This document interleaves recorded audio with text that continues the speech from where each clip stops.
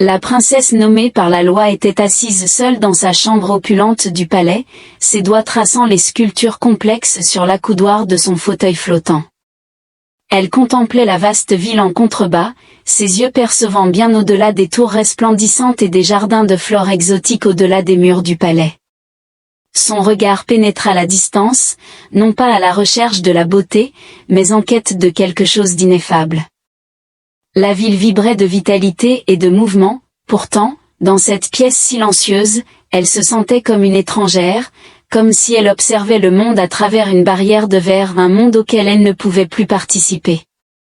Un appareil élégant mais contraignant avait autrefois symbolisé son statut, maintenant, il servait de rappel de l'incident qui avait irrévocablement altéré son existence, une tentative d'assassinat ratée qui l'avait laissé paralysé des hanches vers le bas. Ce n'était pas seulement l'affliction physique qui l'aliénait, mais aussi le lourd fardeau du regard de son peuple. Les Bonnaires étaient une race qui estimait la force. Avant tout, la force de vision était équivalente à la prouesse physique, l'intellect d'une princesse était négligé lorsqu'il manquait d'indépendance. La sagacité d'une souveraine était sous-estimée lorsque son corps faiblissait. Depuis son accident, elle avait observé des prétendants potentiels se retirer avec des sourires courtois qui à peine cachaient leur mépris et leur sympathie pour sa lignée royale. Sa brillance et sa puissance étaient insignifiantes en ce qui concerne son avenir en tant que partenaire, la cour était superficielle et impitoyable, la percevant comme un fardeau ou une faiblesse dans la lignée de succession, une menace pour leur sécurité. La position de Jira était précaire et la pression politique montait. Elle devait trouver un partenaire rapidement ou risquer que son peuple se retourne contre elle en faveur d'un candidat plus traditionnel, quelqu'un qui perpétuerait l'héritage Lawari avec force et vigueur. Elle avait essayé d'embrasser le rôle qui lui était attendu, essayé de sourire et d'être la princesse parfaite, la femme parfaite qui pourrait unir les Lo'onar sous son règne. Mais c'était un mensonge de performance pour un public qui ne l'accepterait jamais vraiment pour ce qu'elle était. Dans sa chambre, le silence était seulement troublé par le léger bourdonnement du moteur de son fauteuil flottant et le murmure lointain des voix dans les couloirs extérieurs. Elle pouvait entendre les rires de ses servantes et le froissement des tissus alors qu'elle préparait un autre grand festin, un autre événement insignifiant destiné à montrer sa prétendue valeur aux nobles de Lari. Mais tout ce que Xira ressentait à ce moment-là, c'était le vide, un abîme que ni la couronne, ni le pouvoir, ni le titre ne pouvaient combler. Elle passa une main dans ses longs cheveux argentés et ferma les yeux un instant, imaginant une vie en dehors du palais, une vie où elle ne serait pas définie par sa condition, où elle pourrait marcher parmi les étoiles sans le poids des attentes qui l'écrasaient. Mais la pensée était fugace, la réalité trop dure, trop douloureuse pour... Un léger coup à la porte la tira de son sommeil, elle n'avait pas besoin d'ouvrir les yeux pour identifier la visiteuse, sa mère, la reine, était venue la voir une fois de plus, pour lui rappeler ses responsabilités et la nécessité de trouver un prétendant capable de restaurer la foi du royaume en leur princesse. Lentement, elle tourna sa chaise vers la porte, se préparant à une nouvelle conversation futile. La porte s'ouvrit avec un léger grincement, et sa mère, la reine Ria, entra, sa présence aussi imposante que jamais. Cependant, aujourd'hui, il y avait une lueur inhabituelle dans ses yeux, ni pitié ni colère, mais plutôt une subtile et silencieuse désespérance, comme si sa mère avait pris une décision dont aucune d'elles ne pouvait s'échapper. Jira ne leva pas immédiatement les yeux, ses yeux restèrent fixés sur le sol en marbre sous elle. Alors que la reine s'asseyait en face d'elle à la petite table ornée, où Jira passait fréquemment ses heures solitaires à lire des textes anciens et à prendre des notes sur l'avenir du peuple Lorar, elle remarqua « J'ai parlé avec le conseil ». La voix de la reine Ouye était douce mais résolue, son ton constamment stable, néanmoins, un tremblement soulignait ces mots, laissant entrevoir une inquiétude non articulée partagée entre elles. Jira, ils deviennent impatients, l'union avec les Varal est vitale pour l'avenir du royaume. Les humains arriveront bientôt, et tu dois choisir un époux avant leur arrivée. Jira ressentit une vive douleur dans sa poitrine aux commentaires de sa mère, une amalgamation familière de frustration et d'angoisse, néanmoins, elle resta silencieuse. Le poids de tout cela pesait sur elle comme un rocher, menaçant d'anéantir son esprit. Je suis consciente de vos pensées. Sa mère soutenait son regard. Alors que vous scrutez l'expression de Zira à la recherche de tout signe de compréhension, vous croyez que je vous suis indifférent en tant qu'individu et que je suis uniquement motivé par le désir d'atteindre le pouvoir pour le trône. Néanmoins, ce n'est pas le cas, Zira. Tu as toujours été ma plus grande source de joie et ma plus grande aspiration pour l'avenir de la Lannar. Néanmoins, il est impératif de reconnaître que cette affaire transcende tes préoccupations individuelles et concerne l'existence de notre communauté. Zira finit par lever les yeux pour croiser le regard de sa mère, mais elle était à court de mots pour exprimer le tumulte intérieur, la colère, la douleur, la trahison, que c'était la réalité à laquelle elle faisait face. Qu'elle était réduite à n'être rien de plus qu'un pion politique dans un jeu auquel elle n'avait jamais consenti à participer. Je ne suis plus une enfant, mère. Zira parla dans un murmure à peine audible, ses mots hésitant dans sa gorge. Je suis la princesse de ce royaume, et j'ai le droit de faire mes propres choix. Pourtant, personne ne me le permet, personne ne perçoit mon vrai moi, seulement leur propre projection, qui ne reflète pas qui je suis. L'expression de sa mère s'adoucit, mais ses yeux reflétaient un manque de compréhension véritable, seulement une tristesse contenue alors qu'elle expirait et se levait. Je comprends que c'est difficile pour toi, Zira, mais cela reflète la réalité de notre monde. Elle s'arrêta brièvement, contemplative, avant de continuer. Une délégation humaine arrive sous peu, elle jouera un rôle crucial dans la sécurisation de l'alliance avec les VLA. Peut-être que l'un d'eux pourrait être un bon parti. Le cœur de Zira s'emballa à la proposition. Les humains l'avaient toujours intrigué, une espèce reconnue pour son endurance et son adaptabilité, mais aussi pour son imprévisibilité. Cependant, envisager l'un d'eux comme partenaire était une toute autre affaire. Malgré elle, elle ressentait une étincelle indéniable de fascination envers les humains. Elle murmura les mots, qui lui semblaient étranges sur sa langue, ils ne sont rien comme nous. La monarque Ryan reconnut que parfois, les coalitions les plus inattendues produisent les résultats les plus solides, dit-elle avec une certaine gravité avant de quitter la pièce. Réfléchissez à cela, SRA. Nous ne pouvons pas nous permettre de retarder davantage. Alors que la reine quittait la chambre, Zira se retrouva seule une fois de plus, le cœur battant et l'esprit en désarroi. Le concept d'un partenaire humain était impensable, cependant, un désir intérieur fut éveillé à la notion qu'un individu d'au-delà de son royaume puisse percevoir sa véritable essence. Peut-être existait-il un potentiel, une lueur d'espoir qu'elle n'avait pas ressentie depuis des années. Pourtant, était-il trop tard pour aspirer à de tels rêves, trop tard pour croire en quelque chose de si improbable?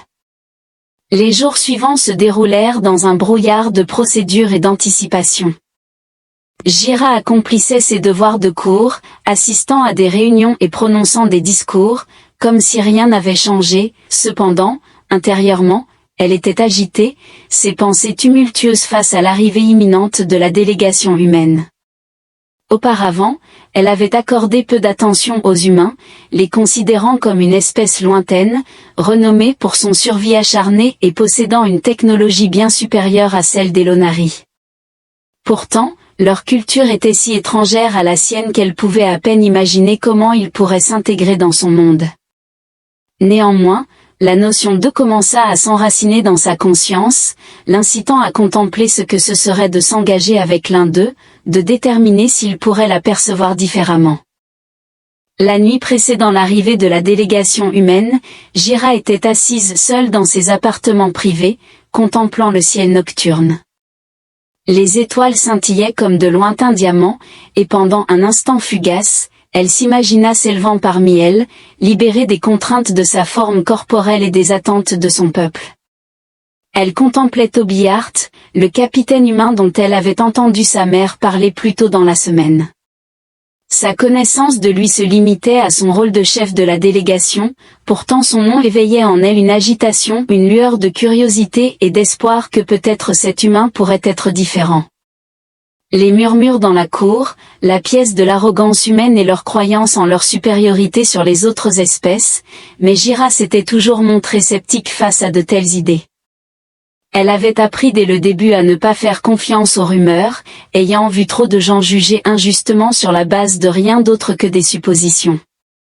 C'était la même chose pour elle, elle était jugée pour son handicap, pour son incapacité à marcher, et pourtant aucun d'eux ne connaissait la profondeur de son âme, la force de son esprit. Aucun d'eux ne se souciait de regarder au-delà de la surface. Alors qu'elle était perdue dans ses pensées, le bruit de pas approchant interrompit sa rêverie. La porte s'ouvrit et l'un de ses attendants entra avec une révérence polie. « Votre Altesse, la délégation humaine est arrivée et elle demande audience avec vous. » Le cœur de Jira fit un bond. Le moment était arrivé. Elle ne savait pas à quoi s'attendre, mais elle savait qu'il était temps de faire face à la réalité de ce monde étrange dans lequel elle se trouvait. Elle prit une profonde inspiration et redressa sa posture malgré la douleur dans son dos et la tension dans sa poitrine. Elle était la princesse des Lawari et elle ne laisserait personne la voir vaciller. Elle ne laisserait personne voir la peur qui l'avait saisie si longtemps. Les attendants l'aidèrent à se préparer pour la réunion.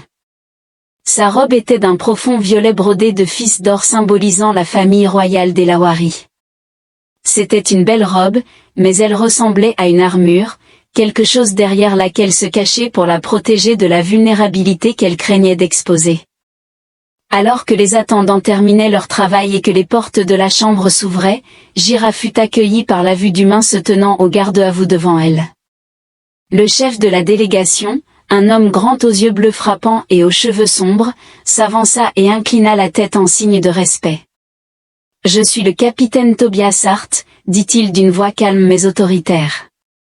C'est un honneur de vous rencontrer, Votre Altesse. » Jira le scruta intensément pendant un moment, son regard fixé sur ses yeux. Elle n'avait jamais rencontré des yeux aussi distincts que les siens, si clairs et intenses qu'ils semblaient pénétrer son être même, comme s'ils pouvaient percevoir tout ce qu'elle avait dissimulé derrière les barrières qu'elle avait érigées autour d'elle. « Bienvenue, capitaine Hart, articula-t-elle, sa voix inébranlable, bien que les mots lui semblaient étranges sur sa langue. Elle n'avait jamais conversé avec un leader humain auparavant, c'était comme communiquer avec une espèce entièrement différente. Cependant, il y avait quelque chose chez cet homme qui semblait unique. Il n'était pas comme les autres qui avaient approché ses cours en quête de pouvoir ou d'influence. Il n'y avait aucune trace d'arrogance dans son comportement, ni de condescendance dans ses paroles, seulement un respect silencieux qui l'intriguait plus qu'elle ne souhaitait l'admettre. « L'honneur est pour moi, répondit-il avec un sourire qui n'atteignait pas ses yeux, comme s'il comprenait la gravité de la situation entre eux.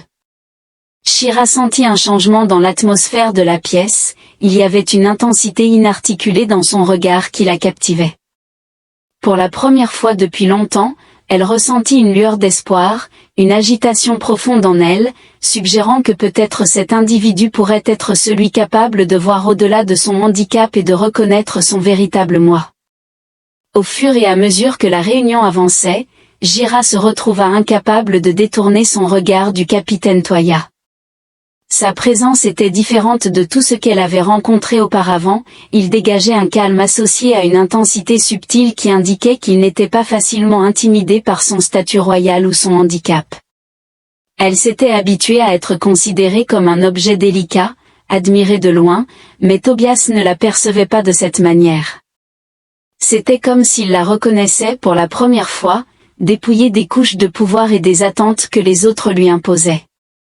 Il la reconnaissait simplement telle qu'elle était. Ses questions étaient à la fois réfléchies et directes alors qu'il cherchait à comprendre le peuple Lari, leur histoire et leurs circonstances actuelles. Jira répondit avec la grâce et la dignité qui étaient attendues d'elle, mais elle ne pouvait s'empêcher de remarquer comment il écoutait attentivement chaque mot, comme s'il se souciait vraiment de ce qu'elle avait à dire. Il n'y avait aucune prétention, aucun agenda caché, seulement une ouverture qu'elle trouvait à la fois rafraîchissante et déstabilisante. Après un certain temps, les formalités de la réunion prirent fin et Jira ressentit une étrange inquiétude s'installer en elle. C'était un sentiment auquel elle n'était pas habituée en présence d'autres royaux ou dignitaires. Elle était souvent celle qui contrôlait, toujours mesurée, toujours calculatrice, mais avec Toby, elle avait l'impression de se tenir au bord de quelque chose qu'elle ne pouvait pas comprendre pleinement. Elle n'avait aucune idée de ce qu'il pensait ou de la façon dont il la voyait vraiment, et pour la première fois depuis longtemps, elle réalisa qu'elle voulait savoir.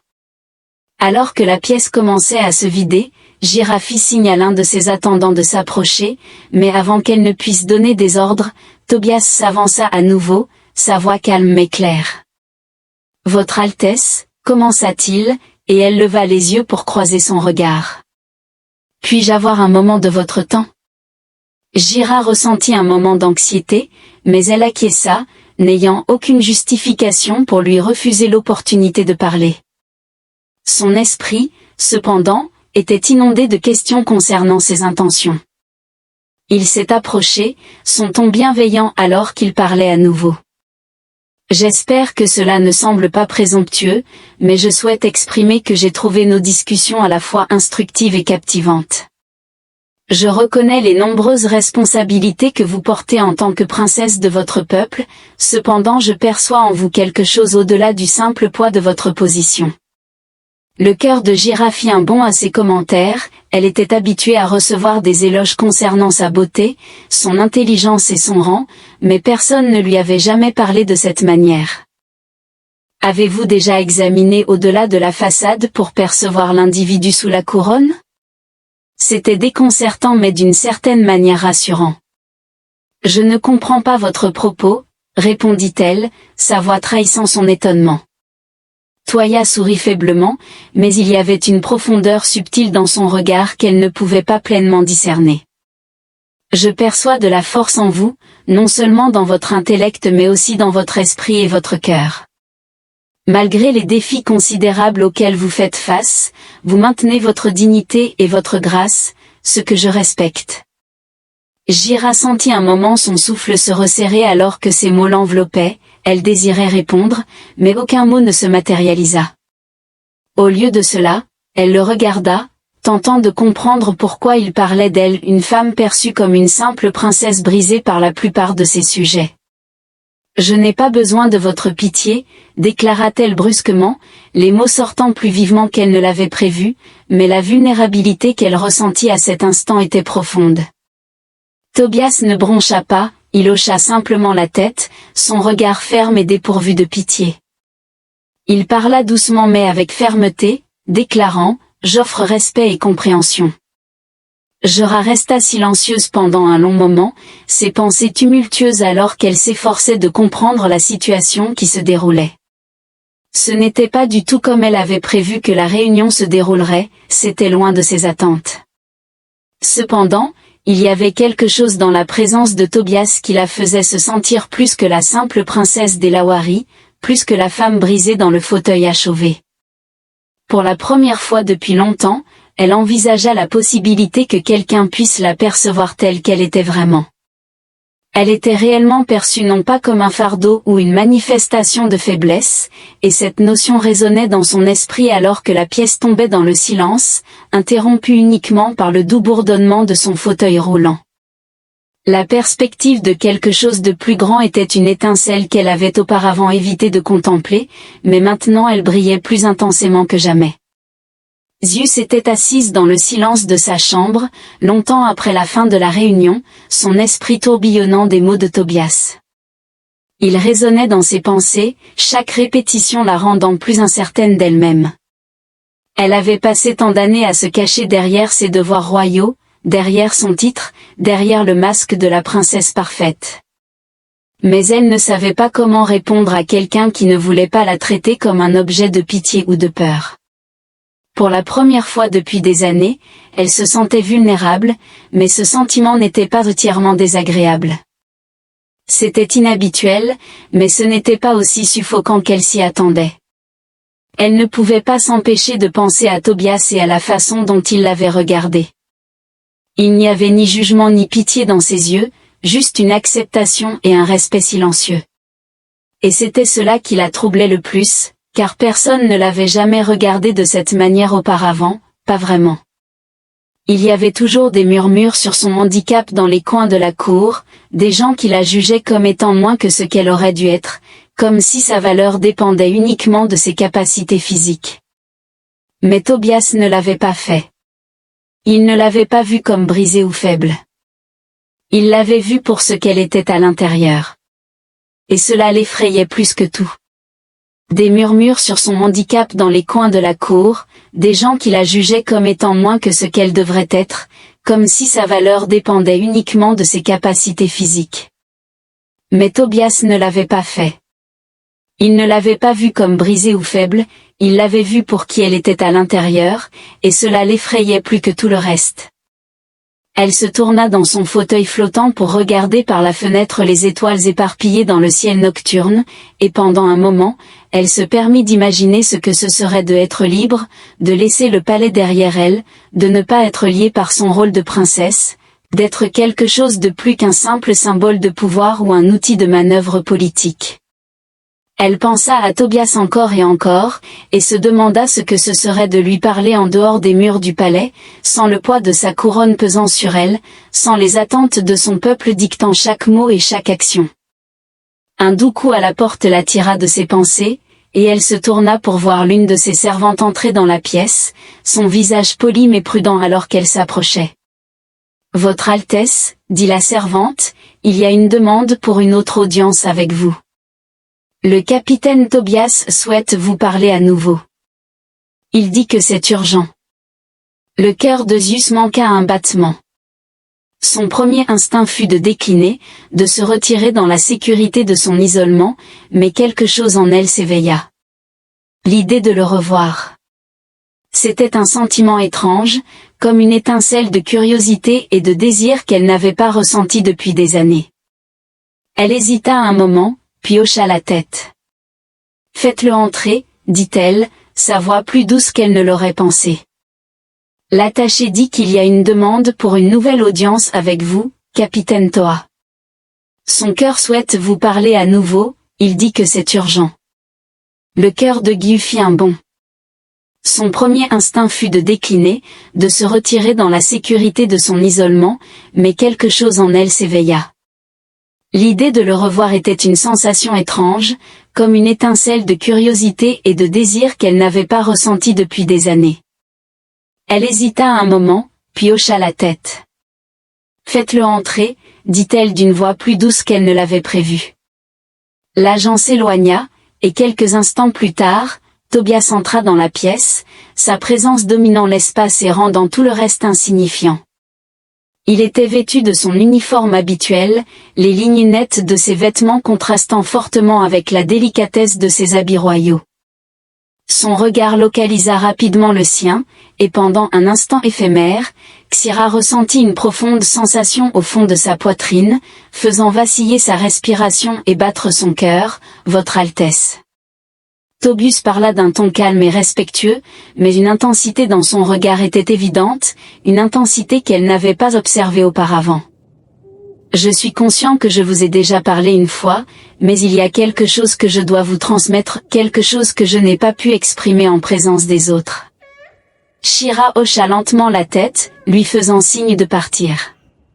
Son cœur battait la chamade malgré son calme, ses pensées étaient en désordre.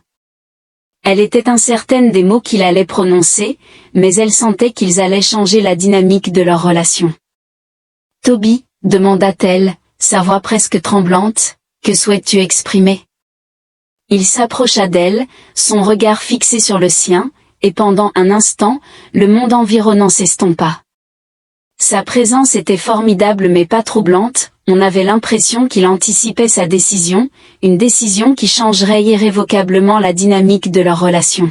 « Je suis arrivé ici en tant que diplomate. » Tobias a commencé avec un ton mesuré et intentionnel, cependant, j'ai fini par comprendre que je ne vous perçois pas seulement comme une souveraine ou une princesse, mais comme une personne méritant plus que le rôle qui vous a été imposé. Je reconnais quelqu'un possédant force, courage et sagesse, quelqu'un défini non par ses circonstances, mais par la profondeur de son essence. La respiration de Syrah était bloquée dans sa gorge, elle avait reçu de nombreux compliments tout au long de sa vie, mais aucun ne résonnait comme celui-ci, en particulier venant de quelqu'un qui semblait comprendre le profond fardeau qu'elle portait. « Je ne demande rien, continua Toby, sa voix devenant plus douce. Je voulais simplement que tu comprennes que tu n'as pas à porter cela seul, ni à vivre dans l'ombre des attentes des autres. » Jira resta silencieuse, ses pensées en tourmente, elle ne savait pas comment réagir à quelque chose d'aussi profond et authentique. Elle avait constamment maintenu ses défenses, se distanciant des autres, pourtant Tobias était en train de démanteler ses barrières uniquement par ses mots et sa présence, ce qui l'effrayait plus qu'elle ne voulait l'admettre. « Je ne sais pas comment croire en cela, » murmura-t-elle enfin, sa voix tremblant légèrement. « J'ai du mal à faire confiance aux autres. » Malgré tout ce qui s'était passé, Tobias n'avança pas, il la regardait simplement avec son regard inébranlable, comme s'il s'attendait à ce qu'elle découvre sa propre résolution. Il ne la forçait pas, il lui présentait simplement une option. À cet instant, Shira comprit que, pour la première fois depuis longtemps, elle avait le pouvoir de faire ce choix, et cela la remplissait d'un profond sentiment de terreur. Sierra regarda Tobias, tentant de comprendre les émotions tumultueuses qui l'envahissaient, c'étaient des sensations inconnues, semblables à une tempête. Montant dans son cœur, elle ne s'était jamais permis de faire confiance à quelqu'un de cette manière auparavant, de laisser quiconque voir la profondeur de ses insécurités et de ses vulnérabilités. Pourtant, ici, Tobias se tenait là, attendant patiemment qu'elle prenne une décision. Elle n'était pas sûre d'être prête à prendre cette décision, de pouvoir faire ce pas en avant sans craindre les conséquences. Mais quelque chose en elle avait changé, quelque chose de profond avait commencé à s'éveiller à ses mots, à la façon dont il la voyait avec une compréhension et un respect silencieux. C'était comme s'il lui avait donné un aperçu d'une vie qu'elle avait cessé d'imaginer depuis longtemps, une vie où elle n'était pas piégée par les attentes de son peuple ou les limitations de son corps, où elle pouvait simplement exister en tant que soi-même, non pas en tant que princesse, mais en tant que Zira, la femme avec des rêves et des espoirs, et une âme qui méritait d'être vue. Le silence entre eux devenait lourd et Jira sentait le poids de la décision peser sur sa poitrine. Elle n'était pas sûre de ce qui se passerait si elle choisissait de lui faire confiance, si elle se laissait croire qu'il pouvait y avoir quelque chose de plus que le devoir et l'obligation. Mais il y avait une voix silencieuse en elle qui lui disait que peut-être cela valait le risque. Peut-être que c'était le moment qu'elle attendait, la chance de se libérer des chaînes qui l'avaient liée si longtemps. Elle prit une profonde inspiration et regarda à nouveau dans les yeux de Tobias, la tempête dans son cœur commençant à se calmer en quelque chose de plus paisible, de plus résolu. Elle n'avait pas toutes les réponses mais elle savait une chose avec certitude, elle n'allait plus laisser la peur dicter son avenir. Je ne sais pas ce que c'est entre nous. Jira parla d'une voix douce mais résolue. Je ne suis pas certaine de l'issue ni de son importance, mais je reconnais que je ne peux pas continuer à exister dans les limites des attentes des autres, je dois vivre pour moi-même. Tobias hocha lentement la tête, comme s'il avait anticipé son courage à articuler ces mots. Son expression demeura ferme, dépourvue de jugement, n'exhalant que de la compréhension. Il s'est approché d'elle légèrement, tout en maintenant une distance respectueuse, lui permettant ainsi l'autonomie de prendre sa propre décision. « Tu n'as pas besoin de posséder toutes les réponses, remarqua-t-il. Zira Tobias a exprimé calmement qu'il n'était pas nécessaire de connaître l'issue ou la direction de leur voyage, ni qu'il exigeait qu'elle ait tout résolu à ce moment-là. Il souhaitait simplement qu'elle comprenne qu'il serait là pour elle sans condition. Le cœur de Zira s'adoucit à ces mots, elle s'était longtemps cachée derrière des barrières de force et d'indépendance, oubliant la sensation de compter sur quelqu'un d'autre et de faire suffisamment confiance à quelqu'un pour révéler son vrai moi. Cependant, Tobias était différent, il ne s'attendait pas à ce qu'elle soit parfaite ou qu'elle garde un contrôle total. Il étendait simplement son soutien et sa présence sans condition préalable. Pour la première fois depuis des années, Zira se permit de croire que quelqu'un pouvait la percevoir comme plus que la simple princesse de l'art, quelqu'un qui reconnaissait ses luttes et sa douleur et qui se souciait encore assez d'elle pour rester à ses côtés. Elle réfléchit aux implications de cela pour son avenir et son peuple. Jira dit, sa voix tremblant légèrement mais sa détermination ferme, mais je pense que je suis prête à faire ce premier pas. Je pense que je suis prête à te faire confiance. Le sourire de Tobias était petit mais sincère et pour la première fois depuis qu'ils s'étaient rencontrés, elle vit dans ses yeux quelque chose qui n'était pas seulement du respect ou de la compréhension, mais de la chaleur, une sorte d'affection silencieuse qui fit battre son cœur plus vite. Il ne dit rien tout de suite, il se contenta de la regarder avec une expression qui disait tout ce dont elle avait besoin d'entendre. Je te le promets, Jira. Il a finalement dit que quoi qu'il arrive, je serai là pour toi et je ne te demanderai jamais d'être quelqu'un que tu n'es pas et à ce moment-là, Xira a ressenti un changement en elle, une libération de tension qui s'était accumulée pendant des années, comme si pour la première fois de sa vie, elle pouvait respirer profondément et pleinement sans craindre le jugement ou le rejet, les murs qu'elle avait construits autour de son cœur commençaient à s'effondrer et elle s'est laissé croire que peut-être, juste peut-être, cela pourrait être le début de quelque chose de nouveau et de beau, quelque chose qui lui appartenait entièrement. Jira resta immobile pendant un long moment alors que les mots flottaient entre eux. Il y avait une implication de quelque chose au-delà de la simple loyauté, cela signifiait une transformation dans leur relation, transcendant une simple rencontre diplomatique pour forger une connexion authentique que ni l'un ni l'autre ne pouvait ignorer. Elle avait toujours été instruite de maintenir des barrières émotionnelles pour se protéger du monde et des autres, pourtant Toa était différent, il la faisait se sentir reconnue d'une manière sans pareille avec quiconque. Bien que cela l'effrayât, elle reconnaissait qu'elle ne pouvait pas se détourner de ce sentiment. Toa ne la pressait pas pour d'autres révélations, il s'abstint de demander plus qu'elle n'était prête à divulguer. Au lieu de cela, il se tenait à ses côtés, silencieux et patient, lui accordant le temps nécessaire pour contempler tout ce qui avait été articulé et tout ce qui restait non dit. Finalement, Jira rompit le silence. Sa voix, maintenant plus douce mais ferme, demanda, « Que se passe-t-il ensuite ?» La question flottait dans l'air, empreinte d'incertitude mais teintée d'espoir. Tobias croisa son regard, et pendant un instant fugace, une profondeur d'émotion inattendue scintilla dans ses yeux. Cela transcendait la chaleur qu'elle avait précédemment observée, révélant un aspect plus vulnérable de son caractère qu'elle n'avait pas pleinement perçu jusqu'à présent. Il semblait prêt à parler mais hésita, inhalant profondément comme s'il délibérait méticuleusement ses mots. « Maintenant, nous avançons pas à pas, » articula-t-il lentement. « Il n'est pas nécessaire de se précipiter dans quoi que ce soit, nous n'avons pas besoin de posséder toutes les réponses en ce moment. Cependant, nous pouvons commencer par être francs les uns avec les autres et explorer où cela nous mène. » Jira hocha la tête, son cœur s'accélérant alors qu'elle se permettait de croire que ce n'était pas simplement un moment de connexion éphémère. C'était une véritable opportunité, une qui pouvait se développer et mûrir en quelque chose de significatif et peut-être durable. Elle était incertaine quant à l'avenir, mais elle était certaine d'une chose, ce n'était pas seulement à propos d'elle.